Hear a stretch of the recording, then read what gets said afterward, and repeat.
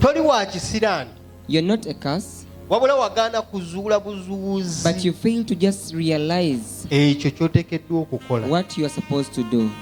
Mulimu oteekeddwa mu kukola mulimu ki? What task do you have to take? Ye gwani. And yet, who are you? Y'ovaawa. Where do you come from? Abalokole bangi tebeemanyi. Many born again do not know themselves. Ne Katonda gwe boogerako tebamumanyi. Even the God they talk about, they don't know. N'amaanyi ga Katonda ge boogerako Even the tebagategeera. power of the God they talk over, they don't know it.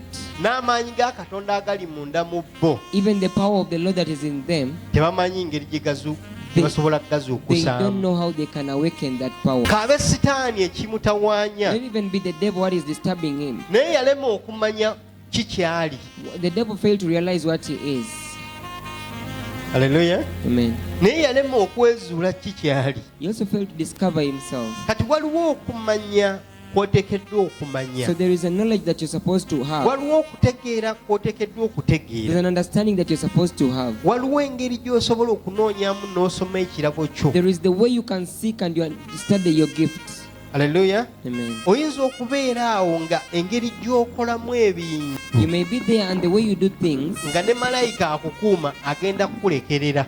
even the angel who is protecting you can leave you. Haleluya. Amen. Njagala abalokole mwezuule era mwetegeere. Born again, I want you to discover yourself and understand Njagala yourself. musabe I Katonda want you to pray to God abawenga okumanya to n'okutegeera. give you wisdom and knowledge. Byonna mubyagala You want it all, naye musabe nga Katonda okumanya n'okutegeera. but seek for knowledge and understanding. Kubanga oyinza okulowooza nti omanyi naye nga You may tonnategeera. think that you know, but yet you've not yet Oyinza understood. okumanya nti otegeera naye nga tonnamanya. You may have understood, but you've not yet known.